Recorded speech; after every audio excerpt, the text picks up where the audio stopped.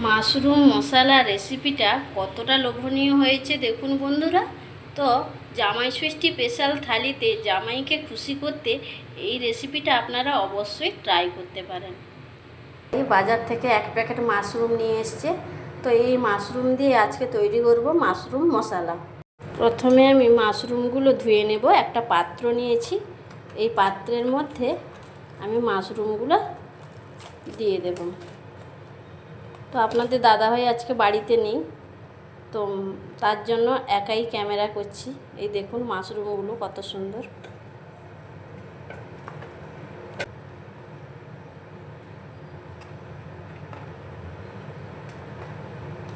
পাত্রের মধ্যে নিয়ে নিয়েছি জল। এইভাবে আলতোভাবে মাশরুমগুলো ধুয়ে নেব।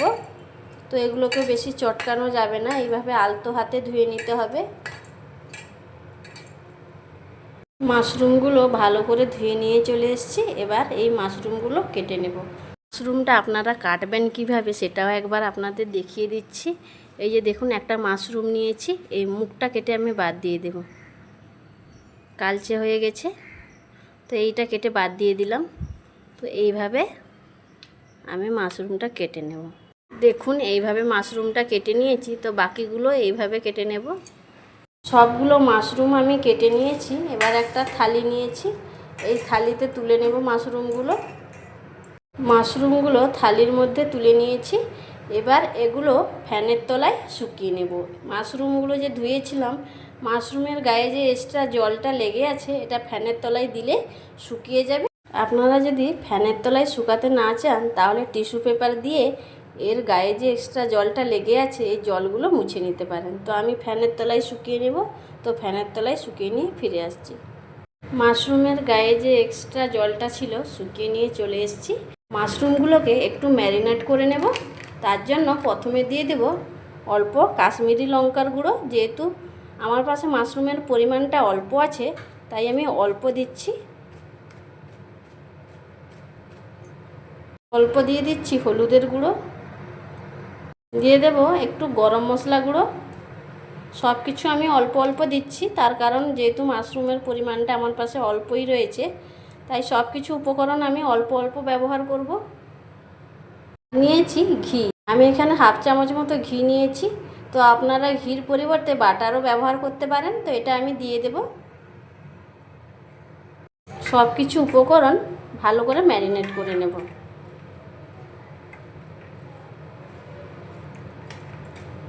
অল্প এখন লবণও দিয়ে দিচ্ছি। তো আবারও আমি মাশরুমটা একটু ম্যারিনেট করে নেব।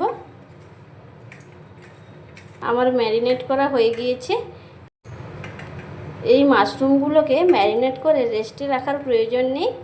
তো মাশরুমগুলো আমার ম্যারিনেট করা হয়ে গিয়েছে। এবার আমি গ্যাসটা অন করে কড়াই বসিয়ে দেব। গ্যাস অন করে কড়াই বসিয়ে দিয়েছি। কড়াইতে দিয়েছি সাদা তেল, তেলটাও গরম হয়ে গিয়েছে। তেলের মধ্যে দিয়ে দেব গোটা জিরে হাফ চামচ, দিয়ে দিচ্ছি 1 চামচ আদা রসুন বাটা,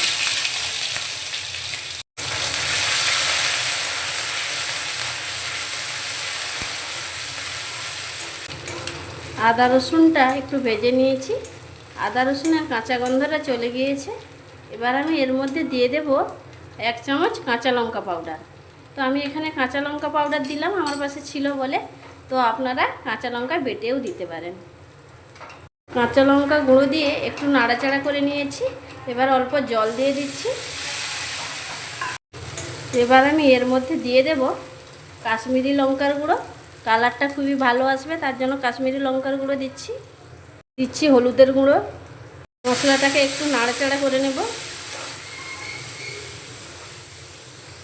কাশ্মীরি লঙ্কা গুঁড়ো আর হলুদ গুঁড়ো দিয়ে একটু নাড়াচাড়া করে নিয়েছি। তো আমার তেলটা একটু কম মনে হচ্ছিল, তাই আমি এর মধ্যে আরও অল্প একটু তেল ব্যবহার করেছি। তো এর মধ্যে এখন দিয়ে দেব পেঁয়াজ বাটা ও কুচিয়ে রাখা টমেটো। ভালো করে নাড়াচাড়া করে মিশিয়ে নেব। 1 চামচ মতো লবণ দিয়ে দিচ্ছি। এবার লবণটা দিয়েও ভালো করে মিশিয়ে নেব। লবণটা দেওয়ার ফলে টমেটোগুলো খুব ভালোভাবে গলে যাবে। লবণ দেওয়ার ফলে টমেটোগুলো প্রায় গলে এসছে। এবার এর মধ্যে কিছু গুঁড়ো মশলা অ্যাড করব। দিয়ে দিচ্ছি হাফ চামচ মতো ধনে গুঁড়ো, চামচের থেকেও কম দিয়ে দিচ্ছি গোলমরিচের গুঁড়ো। ভালো করে মিশিয়ে নেব। গোলমরিচ গুঁড়ো আর ধনে গুঁড়ো দিয়ে একটু নাড়াচাড়া করে নিয়েছি। এবার এর মধ্যে দিয়ে দেব কাজু বাটা। আমি প্রায় 6-7টা মতো কাজু বেটে রেখেছিলাম, তো এটা দিয়ে দিচ্ছি। কাজু বাটা দিয়ে মশলাটা আরেকটু কষিয়ে নেব। মশলাটা খুব সুন্দরভাবে কষানো হয়ে গিয়েছে। এই দেখুন মশলা থেকে কিন্তু সাইডে সাইডে পুরো তেল ছেড়ে দিয়েছে। কাজু যে বেটে রেখেছিলাম ওই বাটি ধোয়া এখন জলটা দিয়ে দিচ্ছি, আর আমি অল্প পরিমাণে জল দিচ্ছি। এবার একটু নাড়িয়ে নেব।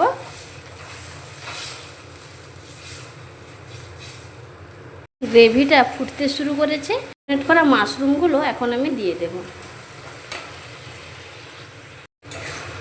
মাশরুমগুলো দিয়ে দিয়েছি। এবার একটু নাড়িয়ে নিচ্ছি। গ্যাসের ফ্লেমটা লো টু মিডিয়ামে রেখে মাশরুমটাকে রান্না করে নেব। এবার গ্যাসের ফ্লেমটা লো টু মিডিয়ামে রেখে প্রায় 5 মিনিট মতো আমি মাশরুমটা রান্না করে নিয়েছি। এবার এর মধ্যে দিয়ে দেব অল্প কসুরি মেথি দিয়ে দিচ্ছি। ভালো করে মিশিয়ে নেব।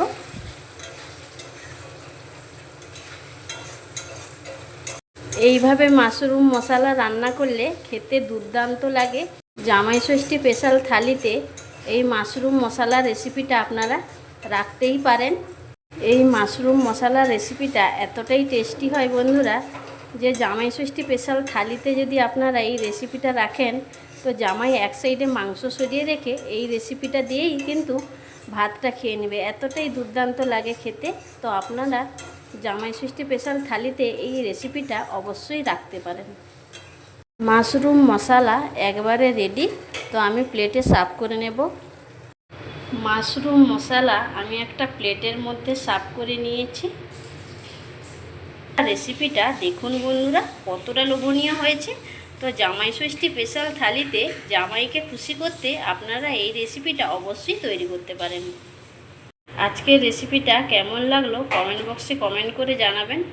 ভালো লাগলে লাইক শেয়ার সাবস্ক্রাইব করে পাশে থাকবেন। এরকম নিত্য নতুন রেসিপি পেতে অবশ্যই চ্যানেলটিকে সাবস্ক্রাইব করে পাশের অল নোটিফিকেশানটা অন করে রাখবেন, যাতে নিত্য নতুন ভিডিও যখন আমি আপলোড করব সবার প্রথম আপনারা নোটিফিকেশান পেয়ে যাবেন এবং লাইক দিয়ে ঝটপট রেসিপিগুলো দেখে নিতে পারবেন। যে সকল বন্ধুরা চ্যানেলটিকে সাবস্ক্রাইব করে পাশে রয়েছেন তাদের অসংখ্য অসংখ্য ধন্যবাদ জানাই। যারা এখনও সাবস্ক্রাইব করেননি বা আজ প্রথম রেসিপি দেখছেন তাদের কাছে অনুরোধ রইল, প্লিজ বন্ধুরা চ্যানেলটিকে সাবস্ক্রাইব করে পাশে থাকবেন। তো আজ ভিডিওটা এইখানে শেষ করছি।